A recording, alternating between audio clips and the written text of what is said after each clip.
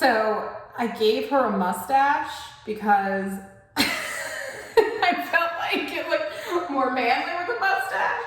So this is our finished product after we done. Got the cool man thing going on here, feather back hair, you know, big 80s coming at you here. But I mean, come on, right? It's just, it's eyeliner. I had to, okay? So now that you're done with the completed haircut, let's say that they don't want as much length on their head though. So that's when, if you guys have the clippers, you're gonna pull out your clippers now, okay? You want to use your clippers on dry hair. If you do it on hair that's damp or wet, you might end up pulling the hair and it's really uncomfortable. And you could clog your blade up. It's like mowing your grass when it's wet, which I have also learned during quarantine you don't want to do because it gets caught in the lawnmower blade. Huh, who knew, right? Okay, so remember what I told you about clippers. The smaller the guard, the shorter it's gonna be. The bigger guard, the longer the hair is gonna be. So the longest guard that I have here is a 2, which is actually not very long. A 2 is about 1/4 of an inch. So this would be more of a short men's haircut for your guys in your life that get their haircut every month or go to the barber shop all the time. This is you probably want to stay around a 3. Seems to be a pretty popular guard size. If you are worried about making the hair too short, start with a higher guard. Do not start with a 2 or a 3 because you're going to take a lot of hair off really fast, okay?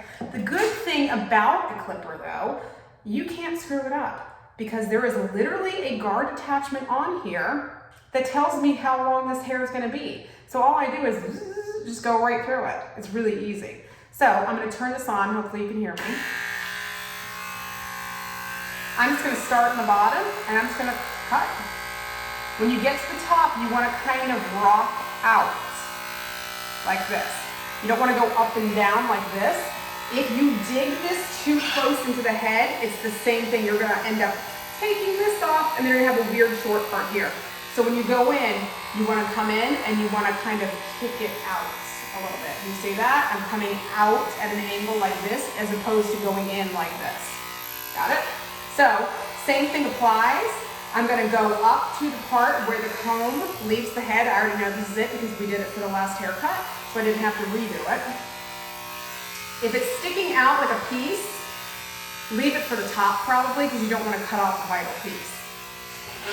That would be awful, especially right there. Ask me how I know that. So you're going to keep going up the head, slightly rock out.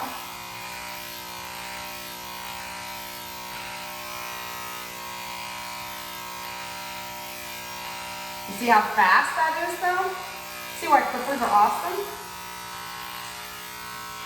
And you can't screw it up because it's literally not going to let me go any shorter than this clipper guard is. It takes off a lot of hair really quickly though, so that's why I said be sure to use a larger guard before a shorter guard because you see how much hair I just took off in about 2 minutes, maybe not even. So I'll stop the clipper really quick. See that? I mean, that baby will take some hair off. And this is a mannequin, it's bald looking, I know this, but you can see every single piece of hair here is the same length because the guard won't let you go any shorter than that. Pretty cool, huh? But yeah, it will take off some hair with a quickness, so you better make sure that you're using the right size guard. So I'm gonna complete this and then I'll show you how to blend it into the top.